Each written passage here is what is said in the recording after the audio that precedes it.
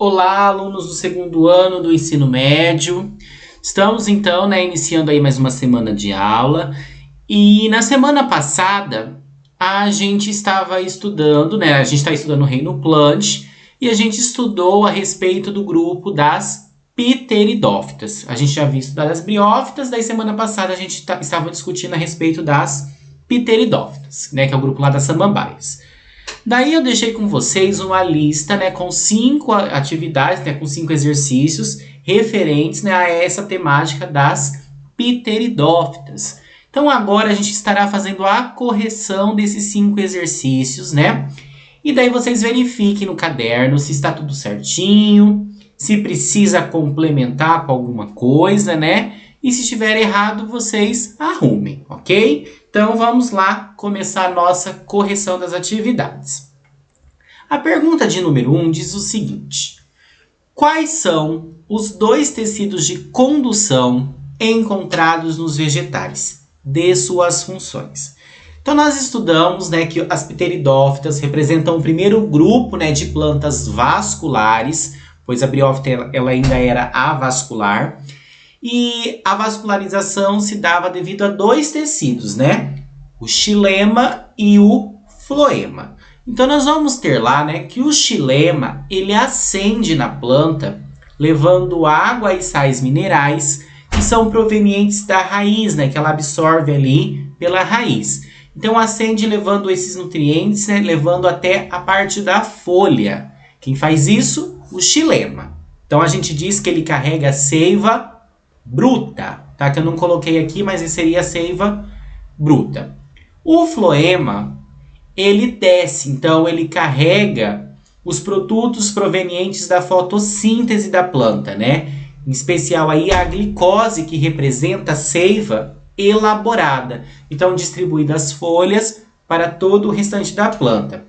Lembrando que devido a essa vascularização, o vegetal já tem a possibilidade de atingir um grande porte, característica que não era possível nas briófitas, devido ao fato de elas serem avasculares, ok? Então essa característica da presença dessa vascularização é algo extremamente marcante aí no grupo das pteridófitas. Pergunta de número 2. Diz o seguinte: uma garota estava observando a samambaia de sua mãe quando percebeu que todas as folhas estavam cheias de pontos escuros na face inferior. Achando que a planta em questão estava estragada, a menina arrancou todas as folhas da planta. De acordo com seus conhecimentos sobre pteridófitas, marque a alternativa que explica corretamente o que são os pontos pretos na folha. Então a menina não tinha entendimento nenhum de biologia, ela achou que a folha estava doente, que estava estragada, e acabou ali arrancando tudo e matando a planta. O que são esses pontos pretos então? Nós temos várias alternativas aqui, eu não estarei lendo todas, mas estarei comentando aí a respeito da correta. O que acontece? Nós vimos que na verdade esses pontos na face inferior da folha são os chamados de soros, que são as estruturas, então, responsáveis pela produção dos esporos que vão representar aí, a reprodução da planta. Então, logo, a letra C é a letra correta. Então, soros, aí onde são produzidos os esporos.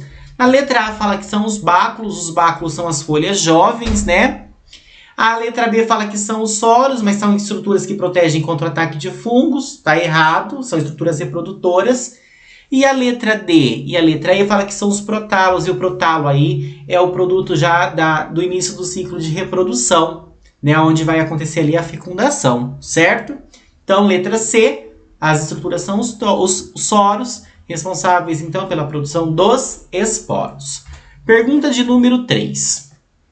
As pteridófitas, diferentemente das briófitas, são plantas vasculares, ou seja, que possuem vasos condutores, que no caso aí a gente viu na pergunta 1 é o xilema e o floema.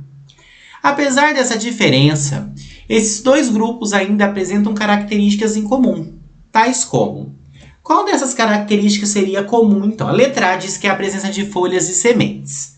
Nem a briófita e nem a pteridófita possuem sementes, tá? A semente só vai aparecer no terceiro grupo de plantas, que é o grupo das gimnospermas. Então tá errada.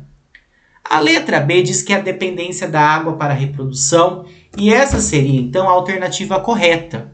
Ambos os grupos, tá? Dos grupos precisam utilizar a água como mecanismo para a célula masculina fecundar a feminina. Não é que a planta tem que estar submersa dentro da água, nada disso não. Mas a estrutura aí, para que ocorra a fecundação, né? A estrutura masculina utiliza a água como meio de locomoção para fecundar a oosfera, ok? As partes dominantes ali, o gametófito e o esporófito, são trocadas nas plantas, né? Esporofítica é na samambaia, no grupo da pteridófita, e gametofítica é no grupo do musgo, né? Na briófita. E a letra E, a presença de flores e frutos ainda não existem no grupo. É a característica do último grupo de plantas, que é as angiospermas, ok? Então a letra B é a correta, dependência de água para a reprodução. Pergunta de número 4, da FUVEST. Um pesquisador que deseje estudar a divisão meiótica em samambaia deve utilizar em suas preparações microscópicas células de... Então, um pesquisador que está ali estudando, né, ele quer ver a divisão celular meiótica. Lembrando que a divisão celular meiótica é que serve para formar gametas de reprodução.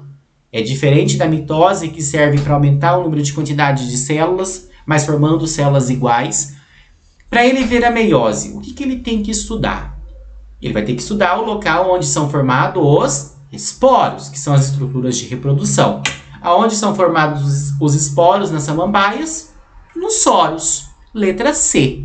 Então, o embriãozinho recém-formado, que é a letra A, ele já ocorreu, né, a divisão, ali vai ter mitose acontecendo. No rizoma também pode ter, que é um tipo de caule subterrâneo, também pode ter a mitose. O rizóide, que são aí as raizinhas, né, também pode ter mitose.